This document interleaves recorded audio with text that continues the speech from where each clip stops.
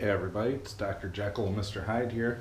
I told you guys I would do a comparison, I guess a comparison walk around. I couldn't find a better time to do it than now with the $11.99 Panigales versus the $12.99 Panigales. So personally we have here the special edition. I believe they only brought 500 of them into the States.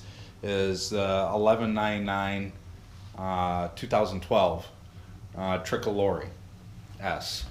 And this bike comes equipped with Öhlins electronic dampened suspension. It is not active suspension, but this is really a masterpiece and a beautiful bike. And some people will argue that it's a better looking bike than even the 2017 Anniversario. So this is the $12.99 with semi-active suspension, Öhlins forks, Öhlins rear shock. Seen in the walk around before. Terminioni slip-ons on the $11.99 Akrapovic on the $12.99. Lots of carbon fiber pieces, all right from factory, front and rear fender. Both have double bubble light smoked windscreens from Garrett over at Zero Gravity there. So that takes a ton of wind off of you. This bike, the $11.99 Fast Fem 24, and I purchased used. So it was our very first super bike that I had ever owned, and I was delighted with it. I said I would never ride a super bike on the street, but the amount of wind protection you get at highway speeds and the handling and the raw power of these bikes is just absolutely unbelievable. So we've got just over 10,000 miles on this bike. Has very nice TFT color display on this bike also. This bike is not number plated like the $12.99 is. It is, though I believe I think there's 1,500 tricolores made, and then 500 of them made it into the States. $11.99 has a skinnier fairing actually up here, and the nose piece is a little different than the $12.99. The blacked out here, so the headlights look maybe a little more sinister, I guess you could say. This bike has a quick shifter. It does not have auto blip like the $12.99 has. Auto blip has quick shift up and auto blip for downshifting, but the fairings here are a little bit different. So you'll notice quite a bit more width, fixed mirrors on the $12.99 as opposed to the little daintier, a little bit looser folding mirrors on the $11.99. The fixed mirrors are kind of a bummer sometimes, but you can definitely see better out of them. We have a few accessories on these bikes. This is a CompWorks tail tidy on the $11.99 with their integrated tail light. This is also CompWorks, but it's just not the low mount plate mount like I have on the $11.99. Just did something a little different. This bike is littered with carbon fiber bits and pieces all over it. So it has carbon fiber on the clutch cover. This is factory. This comes on it, carbon fiber. All these pieces inside the gauge bezel and everything here, that's all carbon fiber additions. And over on the other side, there's quite a bit more carbon fiber on the bike also.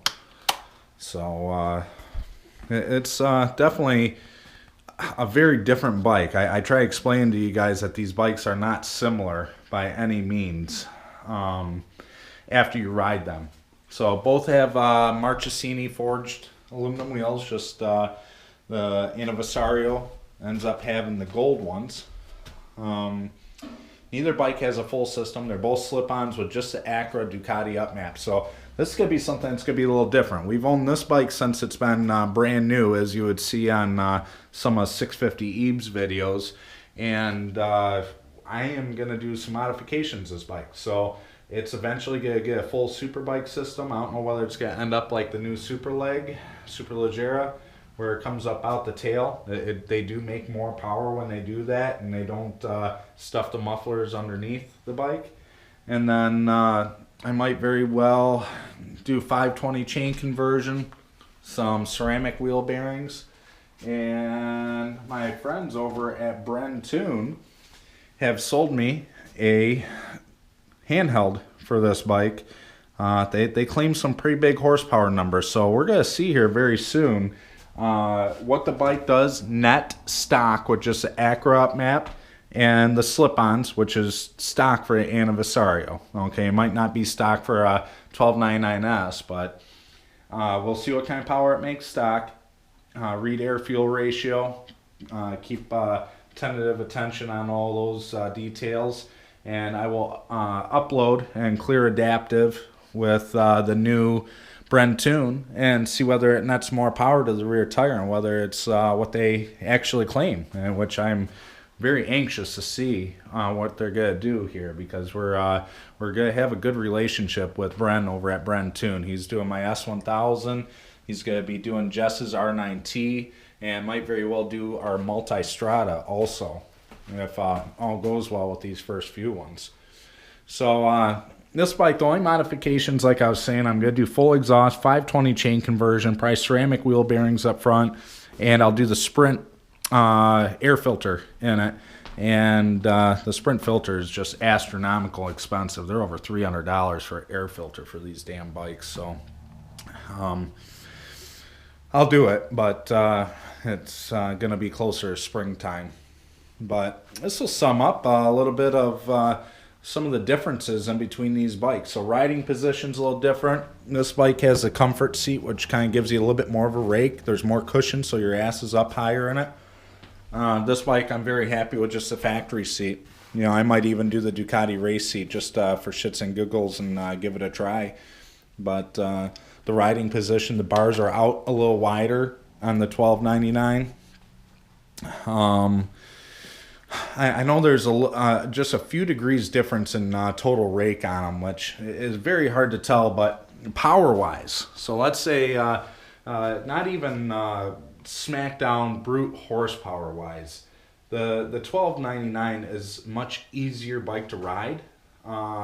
Firsthand, I ride them. We rode them both back to back. My buddy Denny and I, we took them for a good rip before the end of this year, for the end of 2016, and they're definitely very, very exciting, different bikes to ride. Electronic package on this 1299 is just absolutely amazing. It's the slide control, the wheelie control is more intuitive with be able to select the controls on the plus and minus, so you can dial it in. I keep it on 2, which will allow it to wheelie a little bit, but if I'm if the wheelie is going to lose the race, then you definitely don't want a wheelie. Coming out of corners, I haven't done any track days on these bikes, guys. You might give me a hard time, but these bikes are beyond me when it comes to track days. I'm too afraid to lay one down and hurt the bike and wreck it, even though insurance will cover it.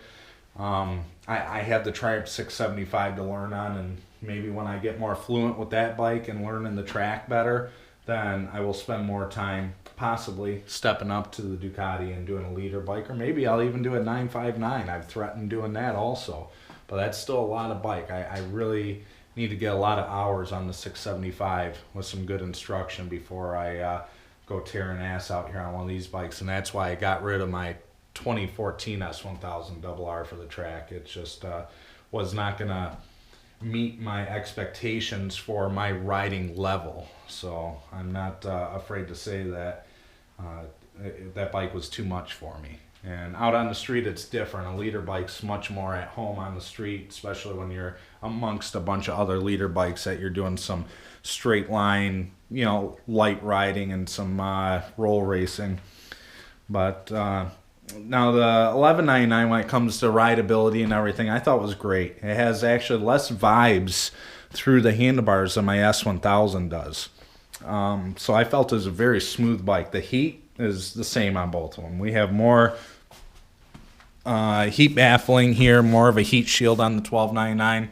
Didn't really seem to make too much of a difference. This bike has the covers removed there so you can see the back of the cylinder head. The previous owner did that. Looks good, whatever, I'm okay with it. The other bike, I might just do those covers in carbon fiber, but I'm going to leave them on there because that does stop a lot of heat from hitting the inside of your thighs, which these bikes, either one of them will make you sterile. You definitely won't be having any swimmers after you have a day of riding one of these bikes. But, and that brings me to the enjoyment of driving or riding these bikes. And I really like riding the 1299 even over, sorry guys, my H2. I'll pick my 675 or this bike, even over my S1000 some days. The bike just has more character and is more fun to ride. Now, when we talk about character, the 1199 definitely has character. This bike has a very snatchy power band. If you read any of the motorcycle reviews of professional riders or journalists, they'll talk about that. 5,000 to 7,000 snatch and power. And it's very difficult as a novice rider to go through a corner and you're rolling out of a corner in second gear, 4,000 RPMs, and you're rolling it on and you're not quite out of that corner yet when it hits the power band. And it almost disrupts the bike because of how the power comes on. 1299, none of that at all. It's just completely smooth. And I will say it, the 1299 is a better bike than the 1199S. And as it should be. It's not that the 1199 is a bad bike.